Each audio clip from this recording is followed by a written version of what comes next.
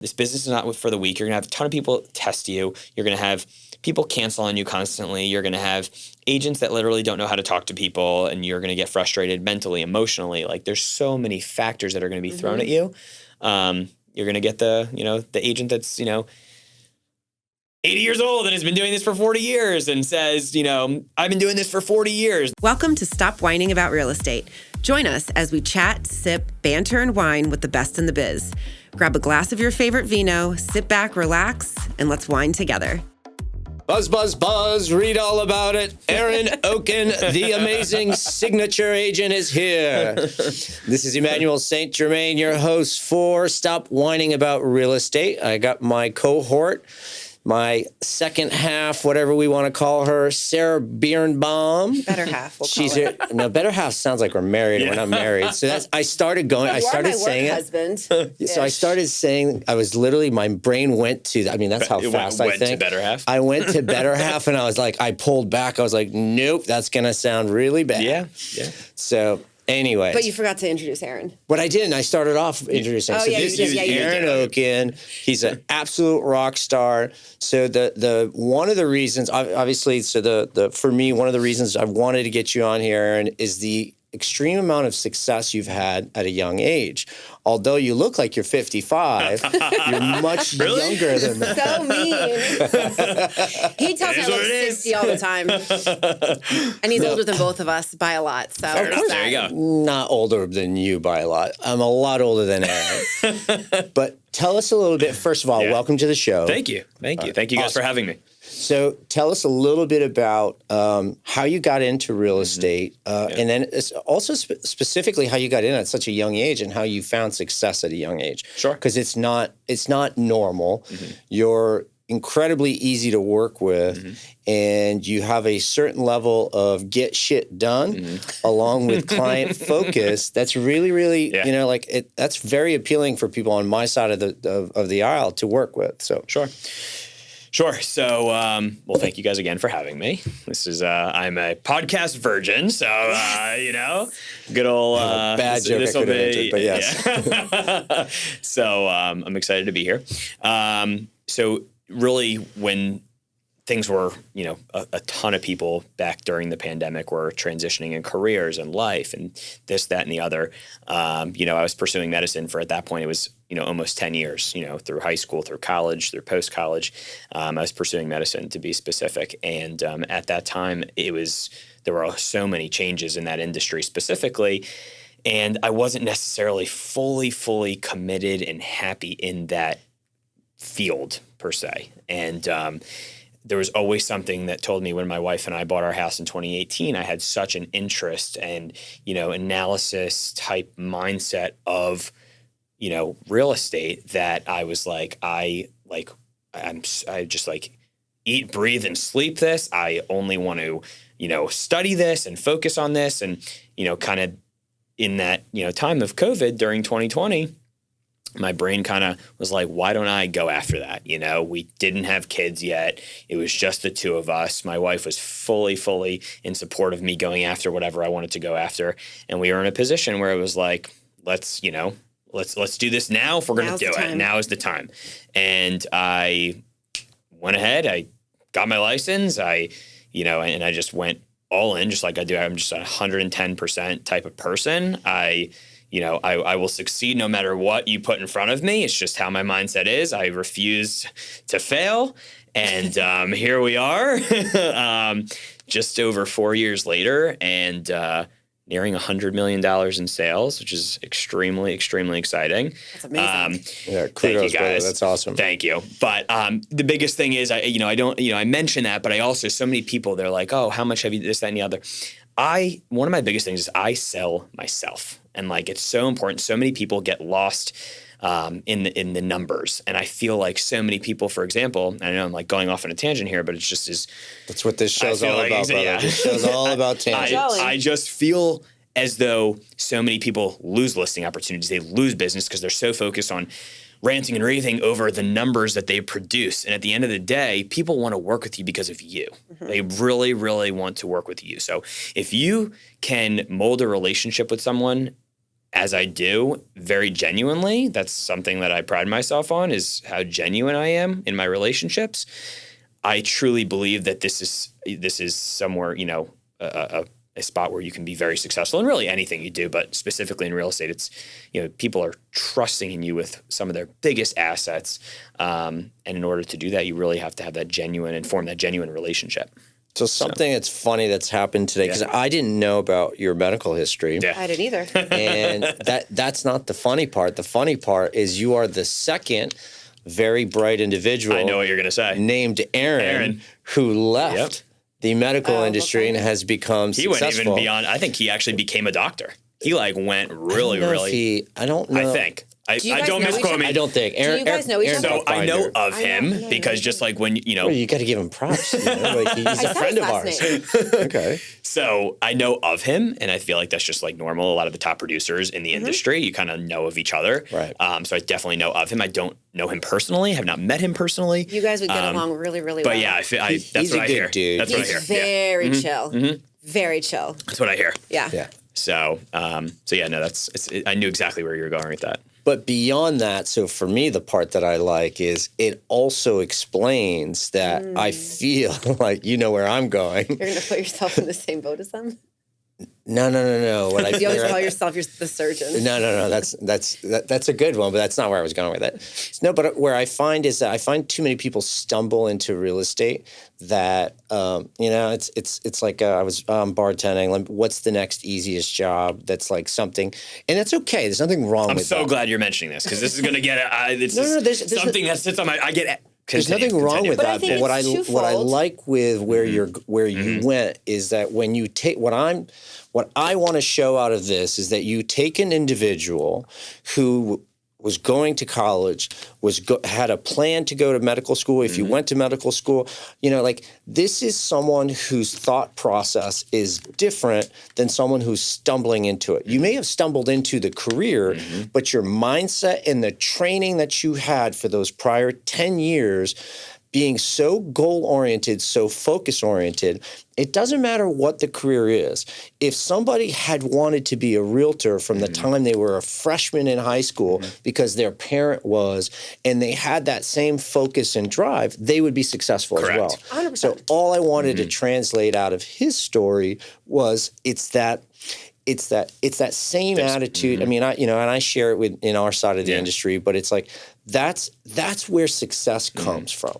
Of course you adapt. It's a trait. You have to be a good salesperson. There's no doubt. Yeah, you have to have it. Like it's so hard. People ask me all the time. They see all the success on social media and this, that, and the other, and they see the reality TV shows and think that being a realtor is you are, opening fancy doors to big homes and making millions of dollars every single day. And like they have this like wrong persona of like what, and they don't see like the other like 23 hours of the day aside from that post that they're watching of like the things that we're dealing with and the behind the scenes in a transaction, whether it's with a client directly or with lending or title or not only that, but what it took to get there to open the $1 million doors. Correct. You don't just land $1 million doors. No, you don't just, I say, it's like they think that they become that overnight. They think they get their license and I'm like, and I literally give like a whole spiel and like I won't, maybe we'll get into it, but I get that question, especially now that my brand is definitely expanding. I get that question so much. People are like, should I go get my license? They just say, I think I'm going to go get it. And I'm like, it's not like I've built a business. It's not that easy. I mean, it's people just don't get it. I think what happens though is that people think that it is that lifestyle. Like I'm going to get my license, and then everybody that I know is going to ask me to sell their house, and it's going to be that easy. Oh my gosh! And I think what they forget is the biggest part of it is you are a business owner. You are in charge of your success. You are the only person that's in charge of that. So if you have the drive to be successful on your own, pushing yourself and figuring out whatever it takes to get there, that would be an avenue for you. If you're getting the license just because you want to open $1 million doors, go work with an agent that's already opening the $1 million doors and just be their assistant because you're going to get there a lot quicker. Or if ever by doing that, then not doing that and just thinking that that's just going to fall into your lap. It's just like becoming a loan officer. It's the same kind of thing. Yeah. So don't take this the wrong way. I think being a loan officer is a lot harder, and I'll tell you why in a second. But you still have to have that drive. It's the amount to be of products that we have. I don't see that many loan officers that are driven, if I'm being honest. I'm 100% with you on that one. So I feel like all right. So the loan officer comparison, to me, it's a whole different field. Where it gets, and so for me, when someone says, "Hey, I'm thinking about getting my license," I'm like, "Okay, great, good luck." Yeah. You know, like, what are you going to do? That would be my question. To do what? So it's so hard. So right now, and then in this especially right now, so there's half the transactions. Yep. So this is what I say to someone. Let's say Sarah is that loan officer. I'll pretend like I'm talking to Sarah, and I would say, "All right, hey, fantastic that you want to get your license. Let me ask you something. There are half as many transactions as there were in the last couple of years. Mm-hmm. I am making significantly less money than I ever have. So is everyone else that are in my side of the world. Do you think it's the highest and best use for me to stop what I'm doing and work with somebody who hasn't done a single thing yet and teach you? And it's going to be a year or two before you even produce any real results. So how much staying power do you have before you're not making any money? Because I'm certainly not paying you a salary. Why would I pay you a salary? What value do you add? From a loan officer perspective, right? Those are the things you're going to say to them. So for me, I'd rather be calling. I'd rather be going to coffee. I'd rather be doing whatever it takes with producers, not trying to teach somebody who doesn't know what they're doing. So it's unless you're going into I doubt even Rocket Mortgage hires inexperienced people today. Yeah. I would be shocked if they do. So don't go get my license. Just no, we use it for a couple different reasons. We have a junior loan officer program, but outside of that, for me, what I'm getting at is that it's when you choose your career, you got to go with it. The attitude that you have will make you, and you and I have the exact same thing. Yep.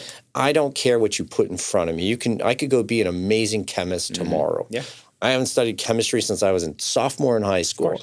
But it's just who my personality is. I will not give up. Correct. And you will outwork everyone. You know it, though, but I don't just say it, Sarah. You know that it's true. I'm fully aware of this. No, it's like literally like people, over the last couple of years, when COVID goes away and people are saying, people are making all these, the market's crashing and this, that, and the other. Granted, we're in a very special place here in South Florida. So the market it's a different animal. But, so many people say that, oh my gosh, what are you going to do? This and that, and not as many people, the interest rates, this, that, right? And at the end of the day, and my wife says it all the time, we're like, the world could be blown up tomorrow and there could be a few hundred of us left, and I would figure out a way for us to survive and we'll be fine. And it's just in me. It's just how I am, and it's my personality. And like you said, yourself, same way. It's very few people are like that. And, I attribute that to a lot of the success. Tell me about your sales pitch, because so one of the things that I wanted to, you had made you alluded that the number is not like other people worry too much about the number. Oh, yeah. Now, I agree with that, and then I also have a little asterisk. Yeah, let's hear it. So my asterisk, we have something called a real estate tracker. Okay, so it's a real estate track record or whatever it is. Okay. Just real estate tracker is good. And anyways, the point being, what I like with it is that for me, there's a major difference when you have a resume. I agree 100% that just because my resume is strong doesn't mean that someone's going to like me. But what it does do is that now I'm going to go back to the medical field. You don't have to love my bedside manner. I can't be an asshole. Yep. That's totally different. I can't turn off a client. That's totally different. But know that I have done this surgery thousands of times. Yep. And if I show you this other person and they've done 7 transactions all year, this is as a loan officer. Yeah. That's not good. They're not going to know how to resolve a problem as it comes in. Okay. So for me, I find it to be a big deal. I also feel the same way as if I'm promoting you. So if I were promoting you, if I'm your PR guy, there is a major difference between an Aaron Oaken taking a listing or working with a buyer when you've done $100 million worth of business. You've seen it all. It's the same equivalency. You've performed so many more surgeries of value than someone who has done $2 million. Sure. So I 100% agree. Personality goes a long way, but it's a heck of a lot easier when you got rings on your finger of championships. I completely agree with you. I get what you're saying. I think that you would be surprised as to how many times not bringing up numbers doesn't affect the decision of whether or not somebody works with me. I like agree with you. I think that being able to, show your statistics and show your resume and you have to be careful to that. be humble. But I also when think you're when you're selling, but yours comes in your confidence. So whatever you're saying to them, you're friendly, you're likable, Thank you. You're genuine, Yeah. but also there's a confidence that comes across. Correct. You don't have to say 100 million. Because I have other, correct. Because you have knowledge and you have Yeah. experience that you're dropping while they're asking questions and Correct. trying to get to know you more. And they're going, I don't really know how many he's sold, but I really feel like this guy knows what he's doing and I like him. Sarah, you Let's nailed go it. with I couldn't have this. said it. I appreciate that. Thank you so much. Like that, I couldn't have said it better myself. That is exactly how the conversations usually go. Is like we're just like genuinely going back and forth. The banter is great, and do you leave them something? Do you leave a listing presentation? Nope. So if you did, I've never seen a listing presentation. I've never sat on it. I've never sold a house. It's pretty. I don't sell houses. I've never. It's not something that I like rave about. That I like will go and like tell the world that I don't do that. But I'm glad you asked because it's I think most people would be like, "What is wrong?" Most people do. Yes. Okay. So the reason they leave like a gift and a presentation, like a whole thing. Well, the reason I was thinking it is that in my mind, I think it is. See, like if I was leaving something, I think leaving the real estate track record behind that shows. So you never said it, but when they're going through, if they go through the paperwork, they get to read it. I don't know. I've never. So go for it. Well, so I think two things. One, I think that maybe they would go through it, but I think it's just another like pamphlet of numbers that they're going to have to go through. But Fair enough. Here's the difference. With your transaction part with the buyer, it's much more numbers. It's much more black and white.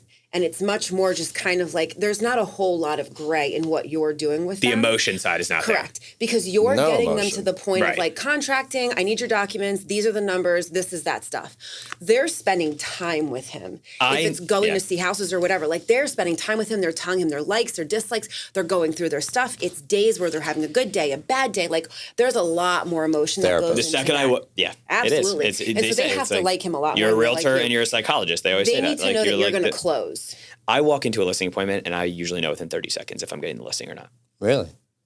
I could see 99.9%. Body language? Something Body language, body language, They just probably get conversation. Yes, there's I've literally, and I've never been wrong about it. I've never been wrong about it. I literally, like, we would love to have you for dinner. yes, it's like there's just an organic and the amount of times that I've been like agent 5 of 5 or 6 of 6 being interviewed, and I walk in and I still know that I'm getting it within 30 seconds, or I know I'm not getting it, is the same. There's just a feeling. I love that. See, all right. Let's talk about that. It sounds crazy, but No. I'm not saying that. So like you're making my brain go through different things because we don't really ever talk about this. So I really don't like when if you refer me a client and the client doesn't go with me, it challenges my ego. Okay? It's true. Okay. It means that lose. I know where you're going with this. I don't like to lose. Yeah. It means that I've done something wrong. And as we were just talking about in sales, you got to be a chameleon. You have to be able to be different things for different people. And I feel like I've been doing this long enough that I typically can. Now, there are other factors that sometimes for what I do, I might be busy. I might have just gotten off a 3-hour freaking conference call. And all of a sudden, like, I don't have the same empathy. I don't have the same patience. I don't have. So it's the afternoon fatigue. But that part's okay because I'm at least self-aware, right, that was on me. Right. One of our realtor partners, I remember, called me out on something. And I was like, damn. I'm like, dude, you're 100% right. I'm sorry. You and your clients deserve better than that. Because I take full ownership because I want the same thing you do, right? I'm a business owner. I want every client to be absolutely so happy. Content. Like, I literally want the client to say, Aaron, thanks so much for referring Emmanuel. He was great.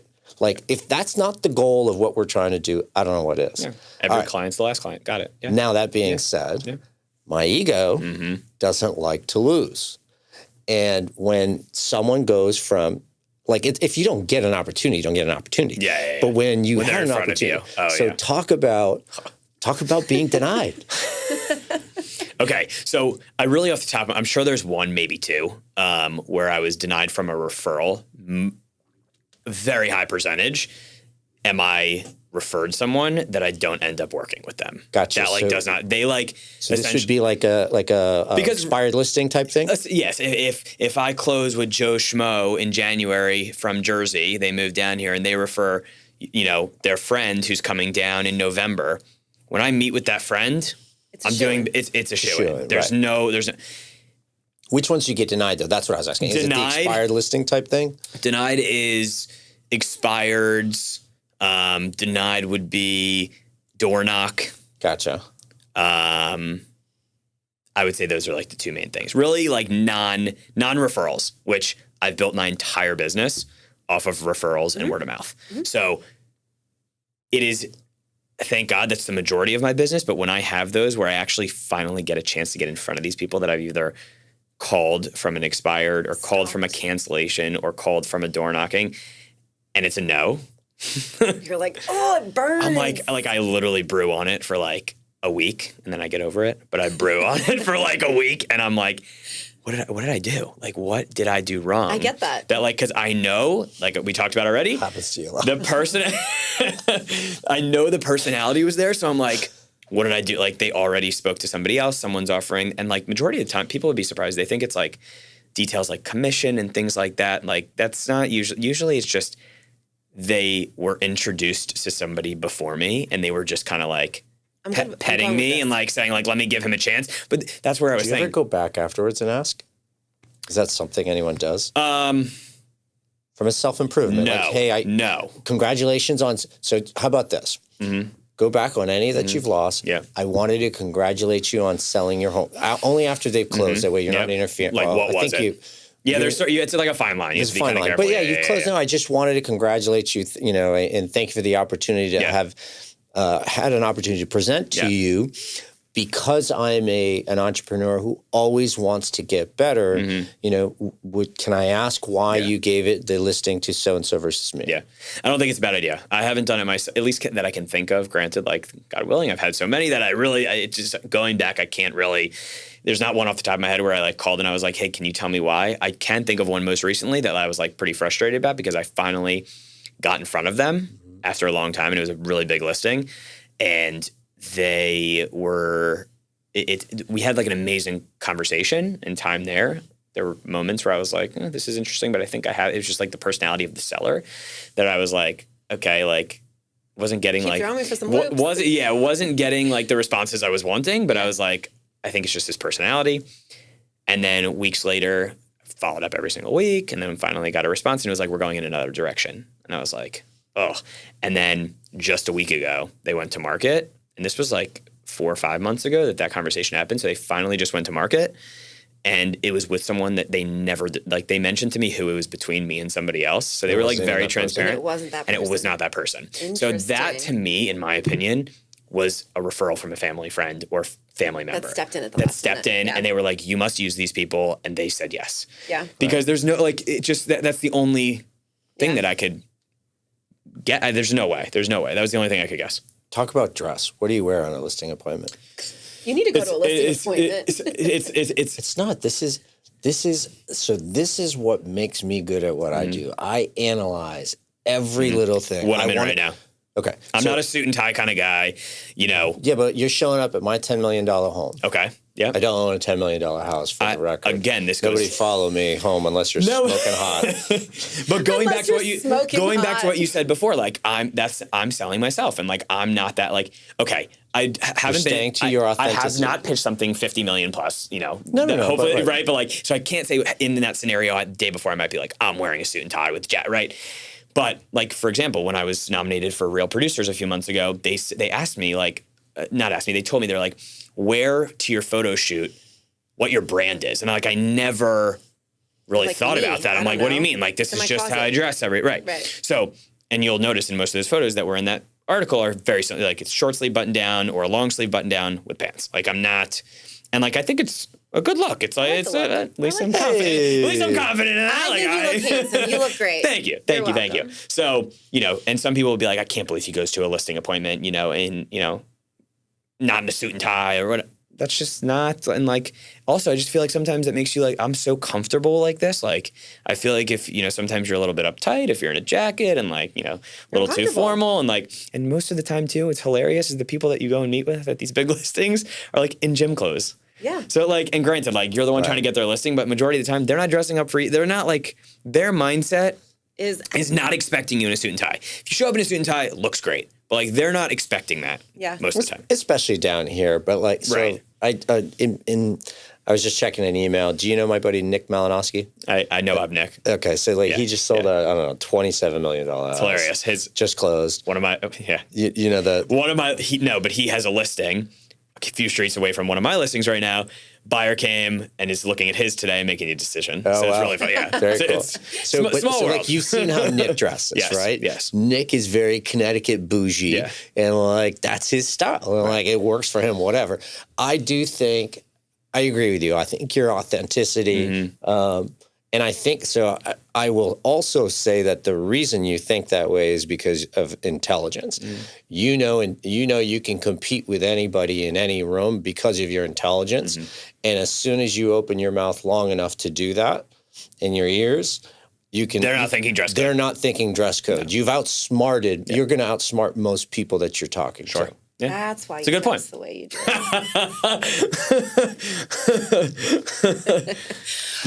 So you dress for success when you're younger, which you happen to be, but you dress for success when you're younger because you don't have that confidence yet. Of course. Once you get to faking it till you make it. Sure, fair enough. Like all like the people who have lots of money that aren't in that need to show off, that don't have insecurity issues. If you see Adam Sandler walking down the street, he is known for having literally pajamas on, of money, and he looks like shit. And where like is he from? Person. I don't know. Boston, Maine, New Hampshire, but yes, one of the places that you're from. Yes, exactly. One of the many places. I want to shift gears a little bit. So we know that you are killing it as Aaron Oaken, but you have also built out a team. So what made you decide that you were going to go build a team? Things were going great. Yep. I wouldn't say complacent because that's like a negative word, but I was succeeding on my own and numbers were great, building the business. And then I was like, okay, well, I want to take it to that next level, or what is that next level? So had a great conversation with Ben Schachter, and Ben and I got together and he was like, this is what I recommend. I want to give you, you do your thing essentially. I'm here to support you. More power to you. Let's do it. Let's go ahead and collaborate and do this thing.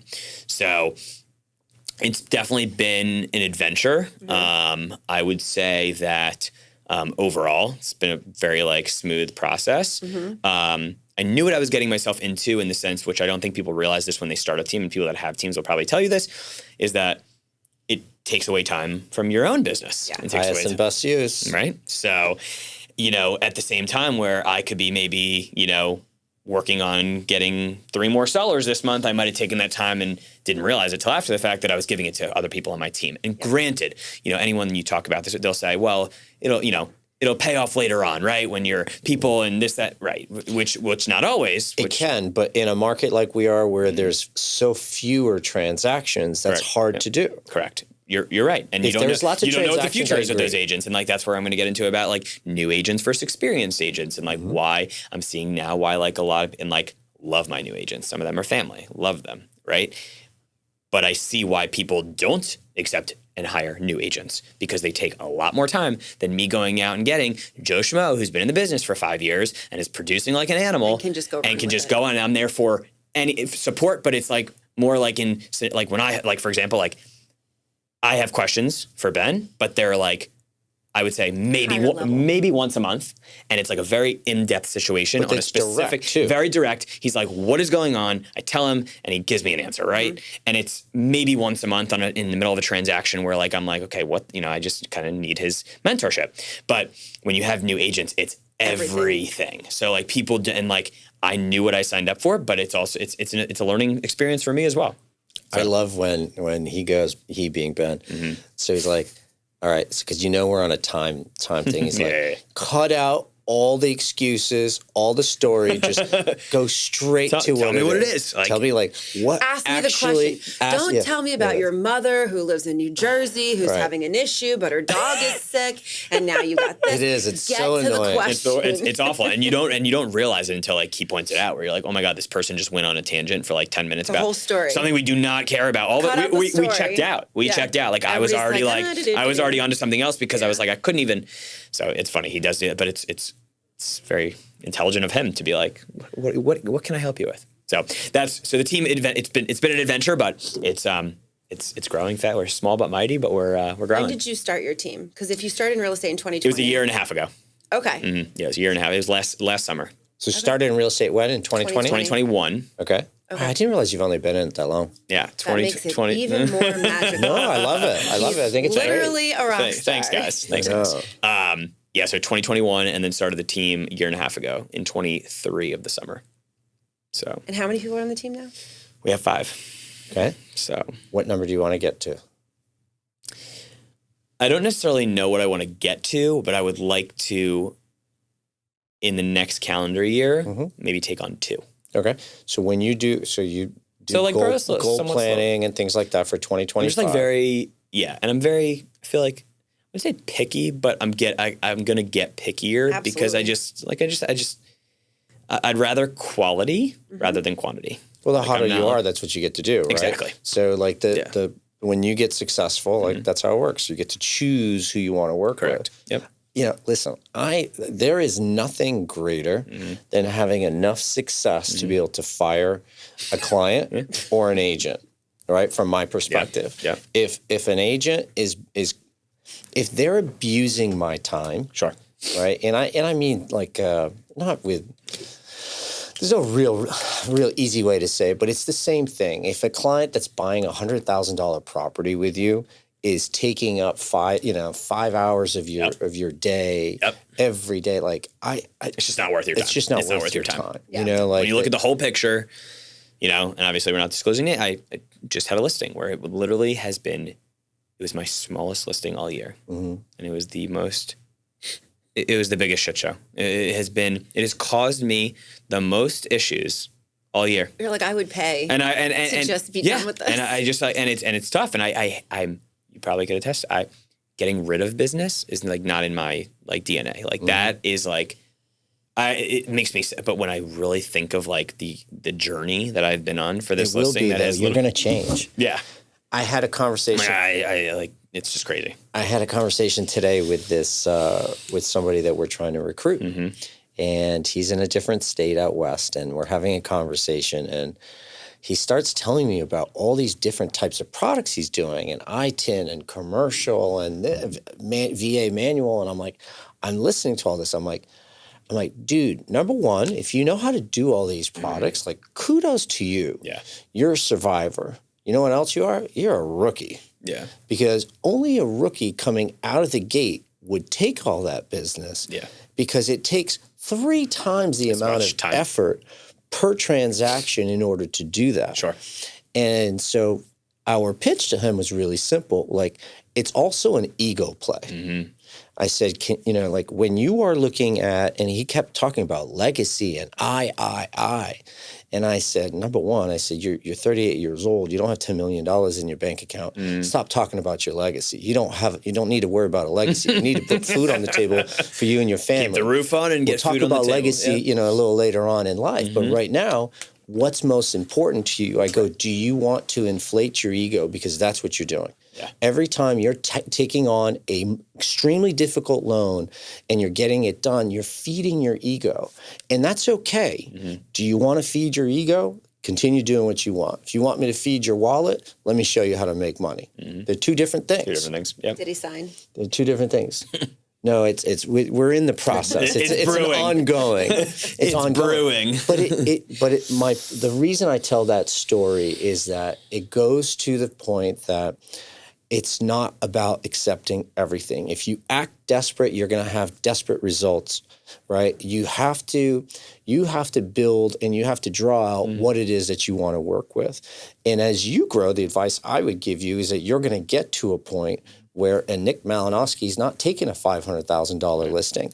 He will have, now you don't throw it away, but that's where a team comes in. Yeah. That's when you give it to team member number one, and they handle everything between this, and they become the experts in that area. Yeah. But you focus on the highest and best use, which is like, I say it all the time in business, but that's how it works. Yeah. Right? Don't do $10 an hour work. Like, pay someone to do that. Yeah. And there's plenty of people who will, I don't even know if that's the minimum, but whatever the minimum is. But I think it's like 20 now. No.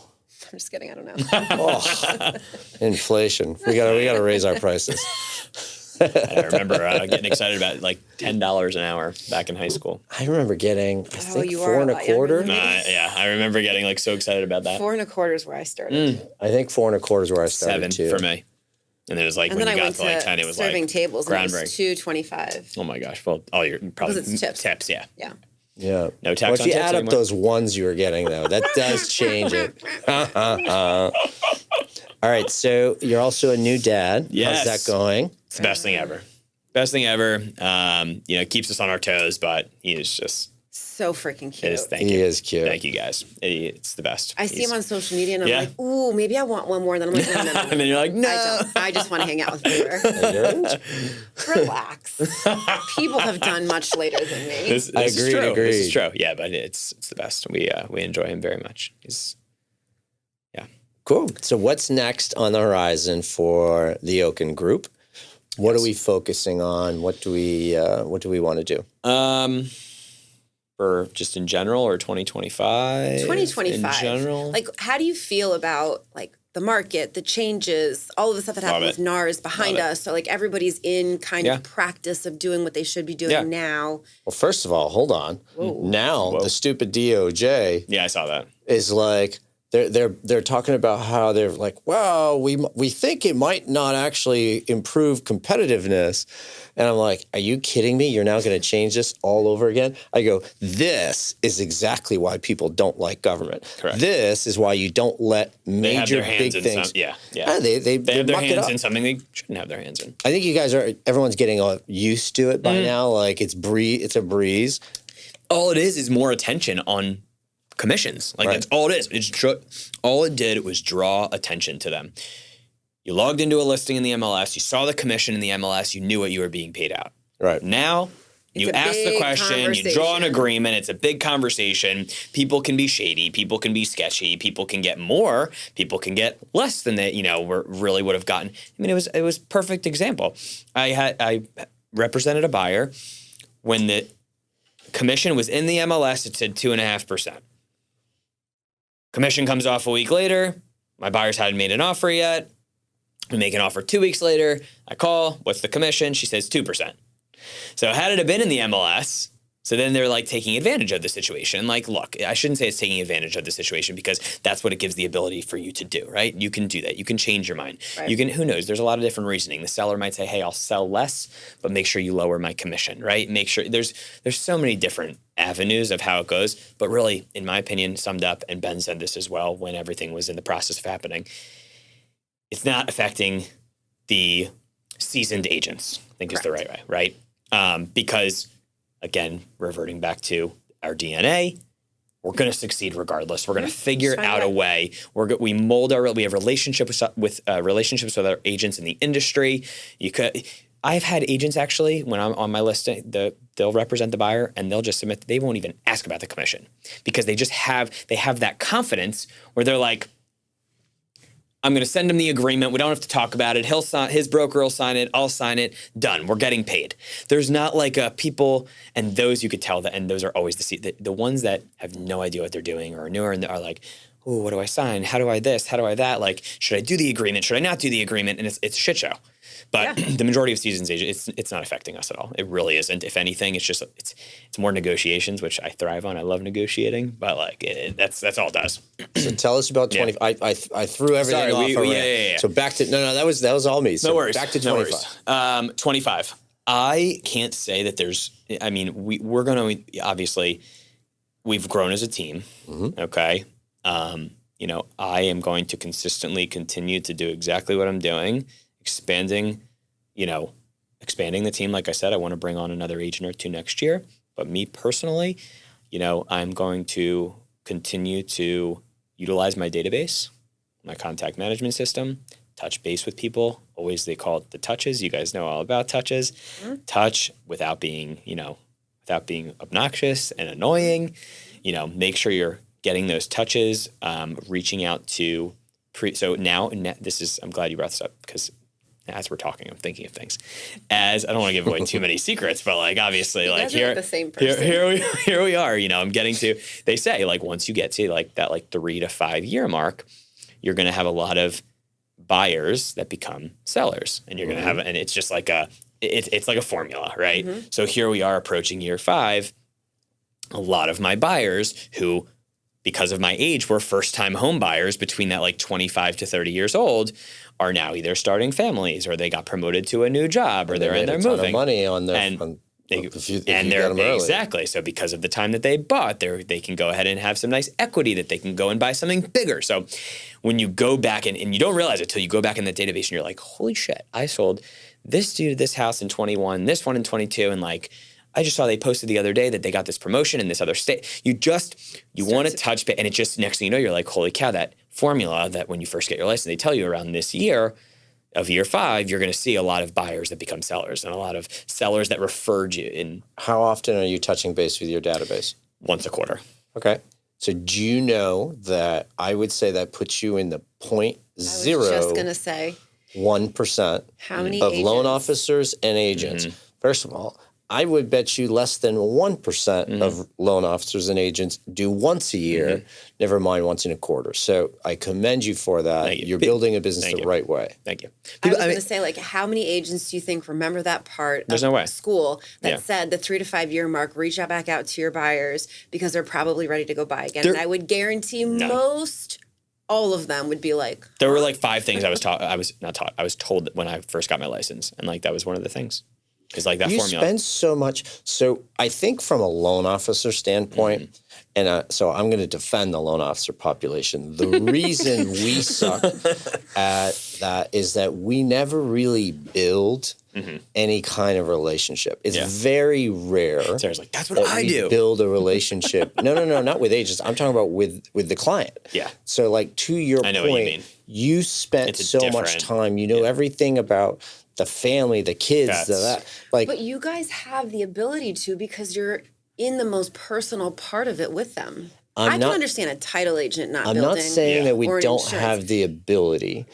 It could be a method. My sales tactic has always been the expert, which is the doctor concept, right? The doctor idea. The surgeon. No, it is. It's it has never been to be your best friend. Because for me, that's lying. Just because Aaron introduced me to Bob Smith, why all of a sudden I got to pretend to be Bob Smith's best friend? I may never meet Bob Smith. Because it's good business practice.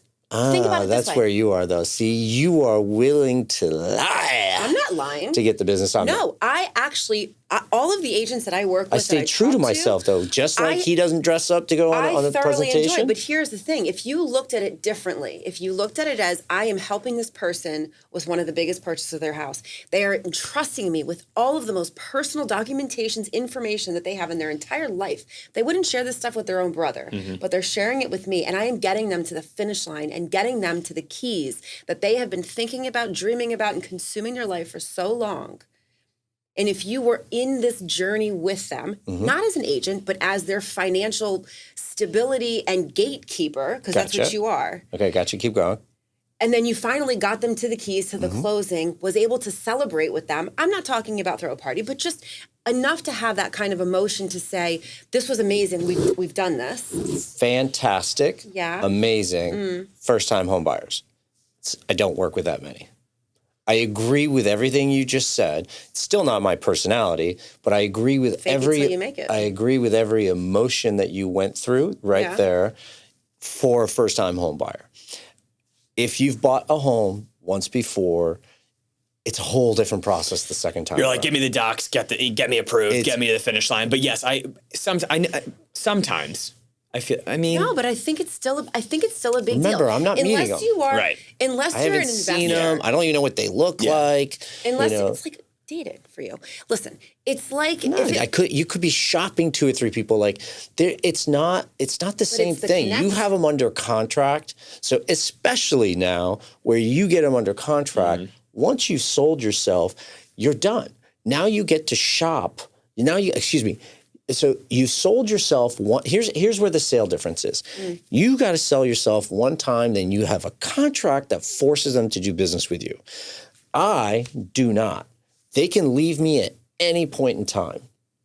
Make them not want to leave you. I understand that. But we do. So there's different ways of doing it. You would do it as being their best friend. And what I'm saying is I'm doing it from a confidence play. Yes. And that's a personality thing. Yes. And that's not a bad thing. Like that's how I am. This is why you need me. That's how I am too. No, it's just everyone's different. Yeah. I remember there was people. Right. What's Adam's last name? Adam Levy. So Adam and I were in when we were at the old office. He was on the other end, and I would hear him laughing and talking, and he was in there stoned talking to people, and like that's his personality, was to be your best buddy, and whether in his head he meant it and felt it or not, that's how he sold. And that's okay. That's one way of doing it. There's nothing wrong with everything you just said. It will work to a certain point. But if I'm that buyer and you approach me with all that touchy-feely, I don't have time for it. Like, you're going to be way too slow for me, and I'm going to fire you because because I'm nice, I'm slow. Here's what I'm saying. No. What I just said was everything that you took it to an emotional aspect a second ago. And again, there's nothing wrong with that. Lots of people, it's emotional. If I'm buying a house, I'm like, dude, in, out, let's go. I know what I'm looking for. Here's all I'm saying. If you made a little bit more of a connection, you don't have to be touchy-feely, you don't have to go, hang out with them or be their best friend. But if you made it a little bit more... I do make connections. It depends with who. Okay, great. But in 3 to 5 years, it would make total sense that you called them back and said, hey. No, not 3 to 5 years. What I'm getting at, I'm just saying, if you he's calling quarterly. Okay, but if you had a quarterly check-in with them or a yearly check-in with them, it wouldn't be so awkward to hear from you because they'd know who you are. They'd remember you as the guy who got them to the financial finish line on their big purchase, and they would probably be slightly excited to talk to you. I just think the model today... because the way that we have to make money. So here's what I would say, okay? Previous to all the Dodd-Frank rules where I was negotiating and I got to make whatever I wanted to make in a transaction, that was a bigger deal. You went to all your closings, you would get gifts, you would be a part of it. It was very localized. When they went to Dodd-Frank, what happened is all of a sudden loan officer compensation rules require that I make the same money as a loan officer on every one of the transactions. It's volume-based, but there's nothing that in order to be competitive in the marketplace, per transaction, we make significantly less. So in order to be successful, in order to be a $100 million producer, you have to do a ton of volume. In order to do volume, I can't be on the phone for an hour holding Aunt Betty's hand for every little questions. Does that make sense? So it's like it is. You have to. There's no right. There's no wrong. I don't judge or criticize anyone for doing it on the business side or on the feely side, like or in the middle. Like you got to figure out what works for you, and it works for you and your personality style, and also what you want your lifestyle to be and how much freedom you want, things like that. But question for you, because I know that everybody is constantly buzzing about this. We hear we have a weekly call with Ben that he announces, birthdays and stuff, but he also announces closings and what the agent did the week before. And you are constantly on the leaderboard. And I know one thing that pops up when I'm texting the agents and, communicating with them is I don't know where he finds all of his business from. So like we did speak a little bit about your follow-up and everything else. Are you what is the secret? And also, are the people on your team doing the same thing that you're doing as far as getting their business? So I'm teaching them and telling them exactly what I did to build my business. And there's really I'm going to start this off by, there's no secret sauce. effing hustle. Like there's no secret sauce. And like let's put that on Sarah's board. The top of it. I want to write effing hustle. I can't, because here we are almost 5 years later, right, in the business. And like, when I think back, it was just me being me, hustling my ass off, you know, calling this one, getting myself out there in different situations, you know, different, you know, joining this and joining that and being, you know, making, you know, reaching out to this family member and it's organic. It's all organic and like constantly, like if you're like Ben always says, if you're sitting there and you are bored or don't like you have nothing to do, like you're doing something wrong. Like there's always, obviously there's certain situations, but you should always be putting yourself out there. And that's what I did. I just kept putting myself out there and going the extra mile and, you know, saying something awkward to somebody, even though most people would not do it. You run into somebody in a restaurant, you know, but you saw their house sitting for 180 days and, you know, it's 10 houses down from you. And most people would just be like, oh, like, you know, he's probably in a he's probably in a full year agreement. Why, you know, whatever. You go up to the next thing, you know, a week later, you have the listing, you know, like, it's just doing little things that the majority of people wouldn't do, right? So there's no secret sauce. I like want to make that very clear. Like I always say that to people, there's no formula. Because like you said, some people are like, how does he find his people? I don't get it, whatever. Like there's no secret sauce. It's just here I am 5 years later. And I treated, and this was one of those things of the 5 or 6 things that someone told me when I first got my license, treat every client like it's your last client.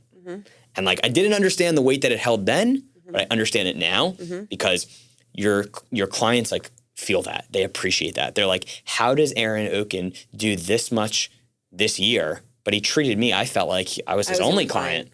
I was his only client. How does he do that? And it's just, that's where like, that's paying off. And that's how I've built my business off strictly referrals and word of mouth. I have never bought a single lead. That's awesome. Amazing. Ever. I love that. Give us, you started saying something there and I want to expand on that. If you give a couple examples of, you said doing the little things that others won't do, right? All right. So what I heard out of that, the example you were giving, I would translate that to having an uncomfortable conversation. Sure. Yep. Right. You're asking someone for business rather than sitting back and hoping it lands on your lap. Yeah. Right? But there's a way to do it, right? Like you're in that situation and like, that's the thing is like people not everyone has that like, there's like a way to do it. But define that. What is that? What do you mean?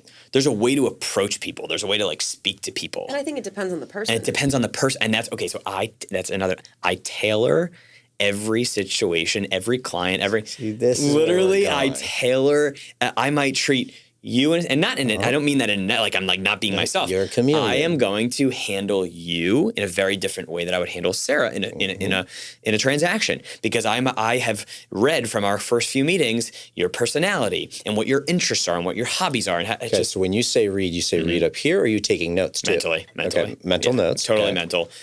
And so a lot of psychology. A lot of psychology. I'm just like you and I are brothers. Yeah, heck yeah. I'm just analyzing exactly how, and I might, for example, little thing in a text I might say, "Hey man" to you, but in a text with a 75-year-old retired guy, "Hey, how are you?" Like it's like like you're just totally different. Totally, you just handle I just tailor every single transaction so different and like. Not in like I still hold true to myself and my values, but the way that I might maybe the banter and the approach is just very specific. But that makes it fun for you, I'm sure, because then it makes every transaction unique. It's not mundane and it's not a repeatable never had the same transaction. Like, hi, I'm Aaron Oaken. This is my spiel and this is my thing. Never had the same transaction twice ever. It could be even the same property that I've done twice. I've sold it, but everything was different in that transaction. You know what I mean? Because you're dealing with the same property twice? Yeah, I have. But that's like you cool. do, yeah. So since the name of the show is Stop Whining About Real Estate, whine for 1 second. Yes. What complain about something, whatever you want. Complain about something. Oh. I think it would be Gosh, I feel like there's so many off the top of my head. There's just one recently because it was so. When you have like a whole showing block in a day, and you take yesterday. This was literally yesterday. That's why it's like it's fresh on the top of mind. When you have a whole like showing block and you are seeing I typically don't do any more than 10, and not because I don't want to, because it's just unrealistic. Like the buyers end up getting so like, I'm from out of town. I'm like, yeah, hey, Aaron, and you let's send go me 20 listings that you want to see. I'm telling you, absolutely not. Like So we're not 10 seeing is the 20. max. 10 is the max. Okay. And you're exhausted by like 3 o'clock. Like you're toast. If you started at like 9, 10 o'clock, and by 3, burnt out. like even though it's And not like a everything's just long, look long the work same, day, I would it's just like imagine. there's a lot of talking. There's a lot of you're driving from this place. It's just a lot. It's a long day. Whatever. So the last thing that I want when my day is ending is to get a feedback text from a listing agent.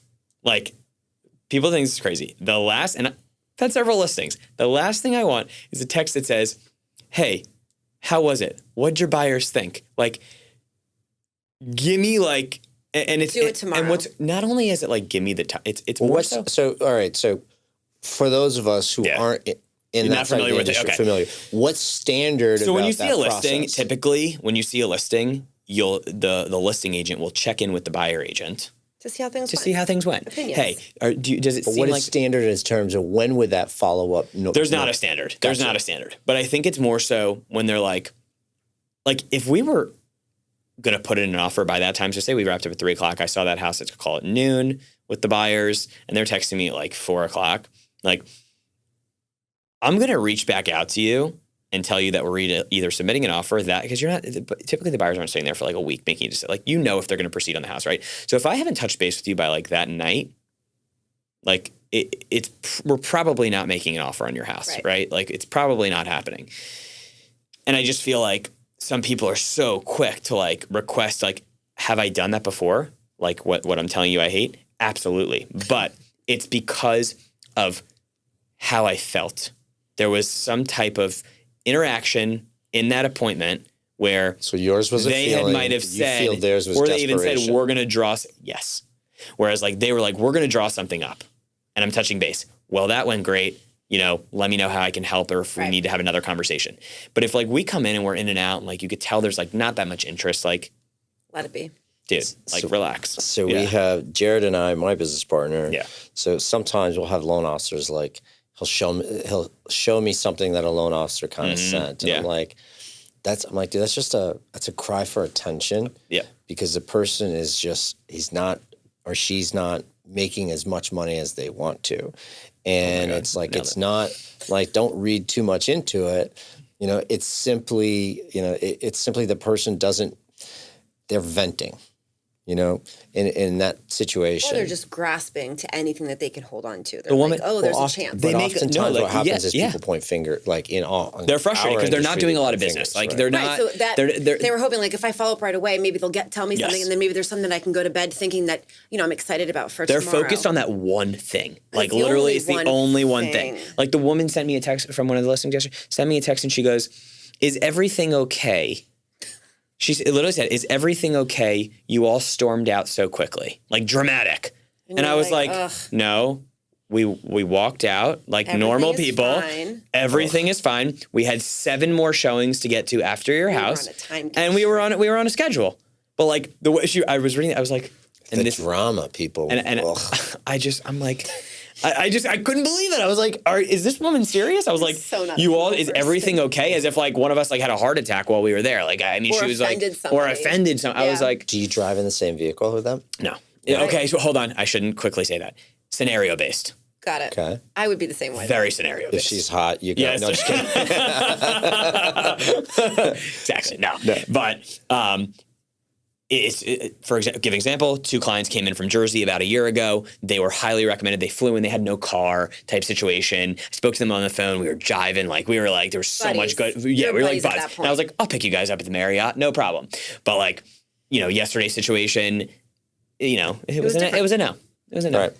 I won't elaborate. It was a no. I personally like being in my own. I know you do too. That's another thing. The space, knowing you can like dip out at any time. Yeah, and You just like also like having just like some personal space. And If like, you're a bad driver, I would not want you picking me up. I mean, the chance of Okay, accidents. no, whether that's true or not, I don't know. But What is it? What can't you do? She can't back into a parking space. I don't like backing. Like in. is not the right word. She's not able. Yeah. It's not that I'm not able. Even with the cameras, I just haven't practiced it that much. I can go backwards. I can show you a text that says, but to your point, you show me how to back into a spot. That's not what I said. You said, I will show you. And I said, that's the last thing that I need. But to your point, I don't want to be in a car worried about, maybe they think I'm going too fast. Maybe and small talk. You're sitting there. You smell. No, it's not even that. People smell. But it's the small talk is a big thing. The small talk is a big thing. I'm like, I just want to get in my car and like have zone some music out on, zone out, and see then you at the next house. Yep, 100%. Nailed it. 100%. And I would feel the same way as somebody who's that is majority of the time. I would be like, don't worry about me. I got my own car. Also, that couple that I told you about, aside from us like hitting it, was like we saw like I think maybe 2 or 3 places. We were done in an hour. Like we all grabbed coffee out. Like it was nice. We enjoyed it. Like like I said, situation based. Yeah, I got that. Speaking of situations, how's it working with your mom, and how is it being her boss? It's good. It's been good. There's obviously like everyone. You feel like the way you approach certain situations with a family member, especially like someone like that who is your mother. Like like it's definitely it has its times where like. And you're like, oh God, I wouldn't handle that the way that I would have handled like just a random person. And you're like, oh, maybe I should. Easier, you were tougher. Tougher, definitely tougher. Okay. Yeah. So like that's been, I wouldn't say it's a challenge. It's just like the reality of the situation. But again, I think that's comes with the territory. I don't know if my mom could work for me. No, she could not. I don't think my mom could elevate me to the. Like, why is that? The thing is, I don't think she needs to. What are you talking about? You need to elevate the person that I'm your boss. Like you're not okay, but I think it's how you set the tone, right? Yeah. Like I don't think that she would think of herself. I'm your mom. I'm like, no, not in here. Well, and you could ask my team members. I feel like my team members look at me more as like an advisor / like mentor. They're not necessarily looking at me as like I'm like I look down on them. Right. Like I'm more like Stalin. Yes, like they're petrified. And like maybe like that's not the case, but I think I like to. Just kidding. I like to think of. That's the way the situation is. So like, especially for it's like they know they can call me about anything and ask me about anything, questions, this, that, and the other. But at the end, I think also the difference in this business for something else where you're a boss here, right? All of my people are 1099, right? So like they are not I'm not paying them a salary. So really there's not that I would want to be, but I can't really like. So you don't notice when they go for lunch and they come back. I remember for one of my team members, he called me a few months ago and he said to me, and he'll laugh when he hears this because he called me and he's like, hey, I just want to make sure that it's okay that I'm going away from this date to that date. And I said, have a good time. I go, you can do whatever you want. I said, at the end of the day, it doesn't affect really me.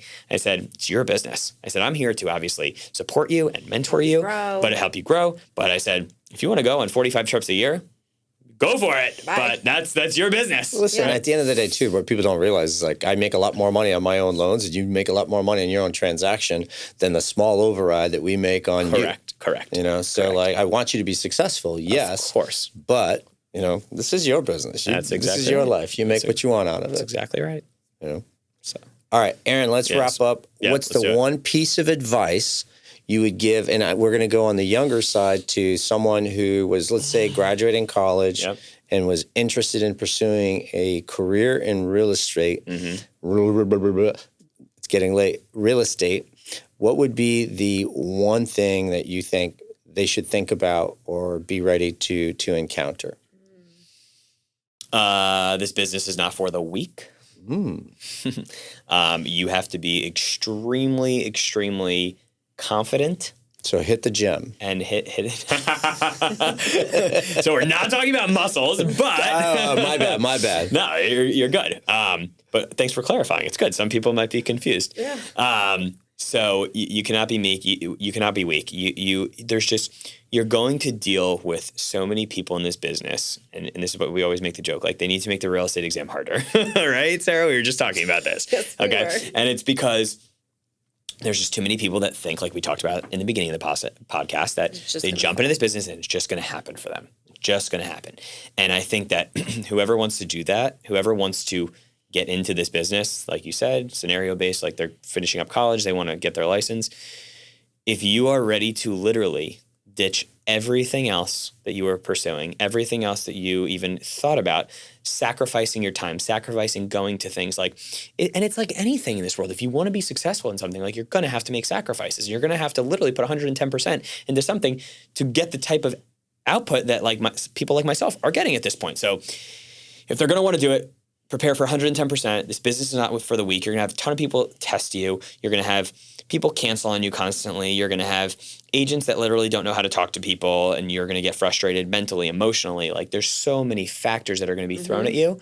You're going to get the agent that's, 80 years old and has been doing this for 40 years and says, I've been doing this for 40 years, the famous comment. And it literally they majority of the time are complete, but you have to deal with them, and you're going to have to put up with the shit that they're just totally trained Hit that power button. That's called a computer. That's called a computer. Exactly. What do you mean? I have it on paper. I have to go scan it. No, you're just, and that's just one example, but you're going to be thrown so many different things. And if you are not strong-minded and confident and willing to sacrifice a lot,